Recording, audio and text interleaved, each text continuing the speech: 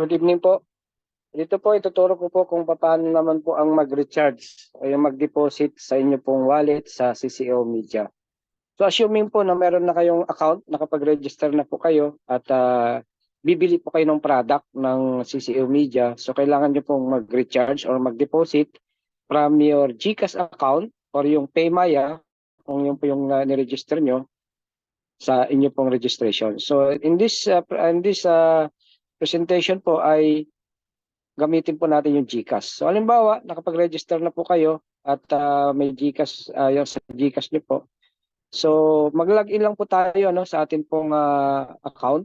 So kung hindi niyo pa na-download yung app ng CCO Media, i-download niyo po once na nakapag-register na po kayo. So dito po kasi nakapag-download na kaya meron na siyang app. So kung wala po, balikan niyo lang yung link tapos magda-divert po kayo sa login.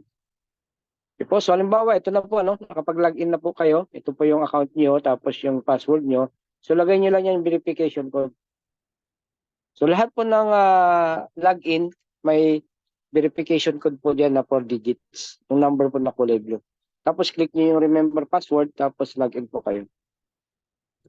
So ayan po, So every time na magla-login po tayo, lagi pong lumalabas ito, I already know. Click mo lang yon, basahin mo kung gusto mong basahin po. Kung ayaw mo naman, click mo lang yung I already know.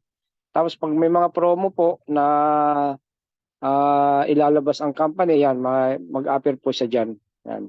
So dito po kasi, wala kang option kundi i-buy now. Pero wag mo siyang i-buy after, parang i-divert ka lang niya sa buy now page.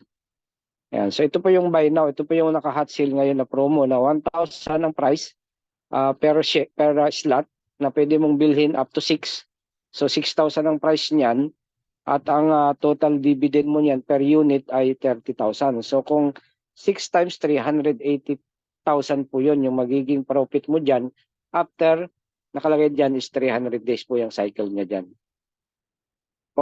So yan po yung product. So kung hindi mo siya, wala ka pa namang pambili, back mo lang sa taas and then eto po, punta ka po sa recharge. Kikita mo pa yung recharge. So dito sa home, pwede kang mag-recharge niya diyan or pwede rin dito sa tab sa baba, 'di ba? Makikita niyo mayroong home, may funds, yan, may hold, may member, saka may me. Yan, i-click mo lang yan para kuan. So dito po ay magre-recharge po tayo dito. So dito po, click po natin dito sa recharge. Yan po. So ang recharge amount ay pwedeng 500, 1,535 hanggang 30K. Pero pwede kang maglagay ng amount diyan. Kung halimbawa gusto mo 2,000, pwede mo ilagay diyan.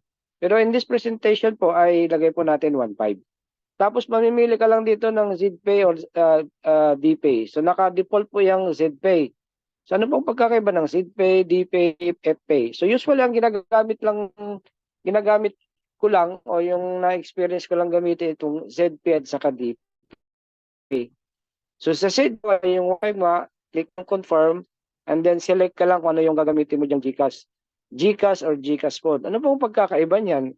Parehas lang siyang GCash. Ang pagkakaiba lang is yung sa pagtatransferan mo na GCash number. So minsan kasi itong GCash ay sa dami ng nagde-deposit ay over limit na siya. So hindi mo na siya magagamit. So punta ka dito sa GCash phone. So kung okay po 'yan, so i-proceed mo lang. So meron ding Maya. Pero since GCash naman yung ginagamit natin, sa GCash lang tayo. So halimbawa itong dalawang ito, hindi po siya nag-okay. Walang nag-proceed.